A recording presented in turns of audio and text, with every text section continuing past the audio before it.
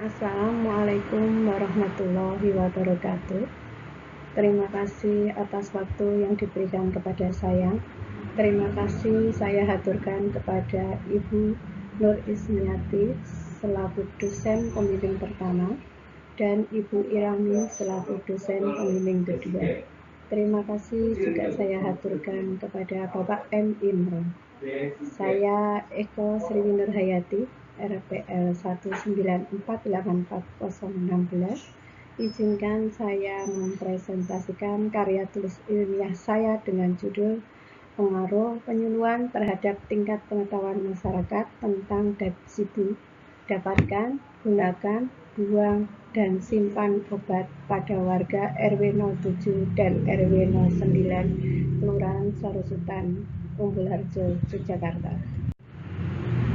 Latar belakang.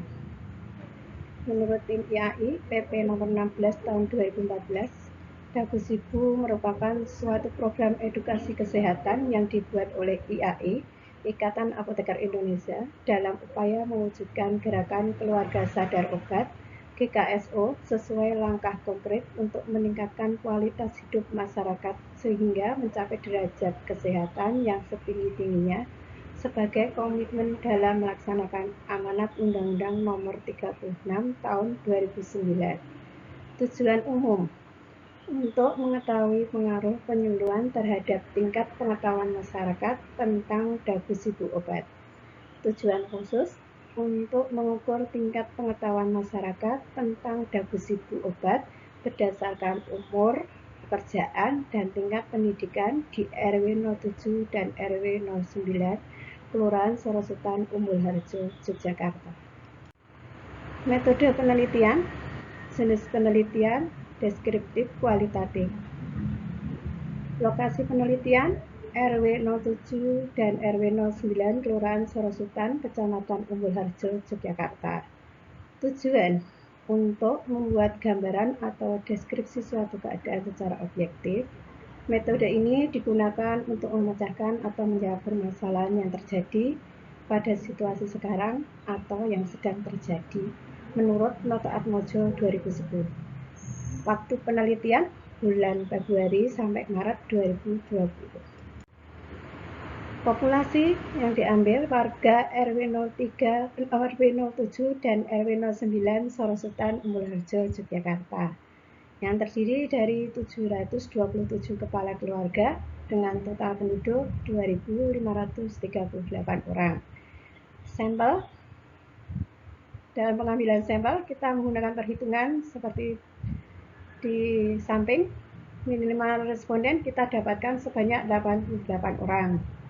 Pengambilan sampel dengan ditambah 9 sampel yaitu 10% dari sampel, total sampel untuk mengganti jika ada sampel data yang rusak.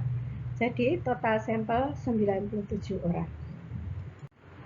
Teknik sampling yaitu menggunakan teknik sampling purposive sampling, yaitu perempuan berusia antara 18 tahun sampai 60 tahun, mampu membaca dan menulis, bersedia menjadi responden, dan diambil dari 1 kakak 1 responden.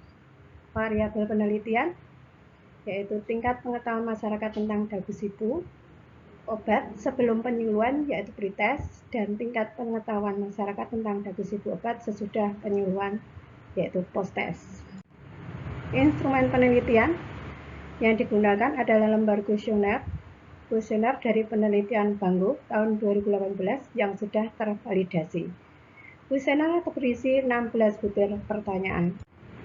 Prosedur penelitian: 1. Pembuatan surat perizinan penelitian dari jurusan farmasi Poltekkes BSI, kemudian memasukkan surat permohonan kepada Ketua RW 07 dan RW 09 Sarosutan, Umbul Harjo, Yogyakarta. Kemudian pengenalan dan meminta kesediaan responden untuk mengisi kuesioner, membagi kuesioner kepada responden, pretest, kemudian dilakukan penyuluhan dengan materi deposito, kemudian membagi kuesioner kepada responden, posttest, kemudian lembar kuesioner dikumpulkan oleh peneliti dan dilakukan analisis data. Analisis data dengan SPSS for Windows 25. Jika uji normalitas menghasilkan besaran p-value lebih besar dari alfa 0,5, maka disimpulkan bahwa kelompok data pretest dan posttest adalah terdistribusi normal. Yang dilanjutkan dengan metode parity test. Jika uji normalitas menyatakan kedua kelompok data tersebut tidak terdistribusi normal, maka dilanjutkan dengan metode statistik non-parametrik atau uji Wilcoxon. Pengambilan keputusan analisa data, hasil output SPSS berdasarkan nilai asymptotic to Taylor. Jika nilai asymptotic to Taylor lebih kecil dari 0,5, maka HO ditolak dan HA diterima. Jika nilai asymptotic to Taylor lebih besar dari 0,05, maka HO diterima dan HA ditolak. Pengolahan data penelitian meliputi dua, data demografi dan data pengetahuan.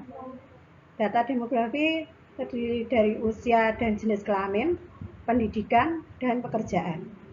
Data demografi ditampilkan dalam tabel dan diagram pie. Data pengetahuan meliputi hasil jawaban responden dari 16 pertanyaan, perhitungan jawaban benar, dan persentase dari seluruh pertanyaan dalam kuesioner. Analisis data penelitian, kategori persentase jawaban kuesioner baik bila subjek menjawab benar 76% sampai 100% dari seluruh pertanyaan dalam kuesioner. Cukup bila subjek menjawab benar 56% sampai 75% dari seluruh pertanyaan dalam kuesioner. Kurang bila subjek menjawab benar kurang dari 56% dari seluruh pertanyaan dalam kuesioner. Hasil dan pembahasan. Keadaan umum masyarakat. Penduduk RW 07 dan RW 09 Sorosutan Umbul Harjo, Yogyakarta memiliki 9 RT dengan jumlah penduduk 2.538 jiwa. Terdiri dari 727 kepala keluarga, yaitu 1.255 jiwa laki-laki dan 1.283 jiwa perempuan. Karakteristik responden. Diagram terlampir ke jenis kelamin perempuan dan usia 18 sampai 60 tahun sebanyak 97 orang. Pekerjaan pegawai negeri atau ASN 4 orang dengan persentase 4,12%. Pegawai swasta 18 orang 18,56%. Pedagang 6 orang dengan persentase 6,19%. Mahasiswa 4 dengan persentase 4,12%. Ibu rumah tangga 65 orang dengan persentase 67,01%. Tingkat pendidikan SD 1 orang dengan persentase 1,03%, SMP 7 orang 7,22%, SMA 56 orang dengan persentase 57,73%. Akademik atau diploma 13 orang dengan persentase 13,4%. Sarjana 20 orang dengan persentase 20,62%.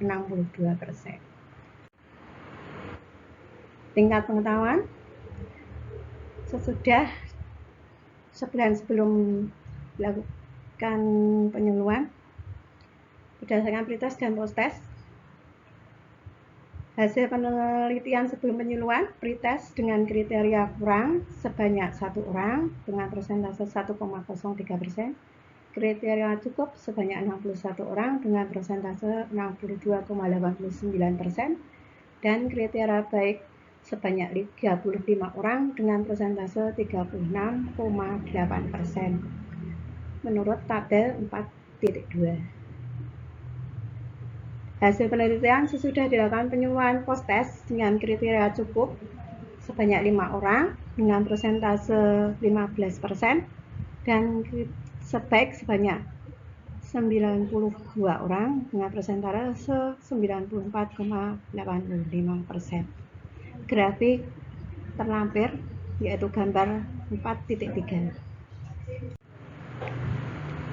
Kemudian dilakukan uji normalitas berdasarkan tabel 4.3 tadi, nilai p-value didapat 0,000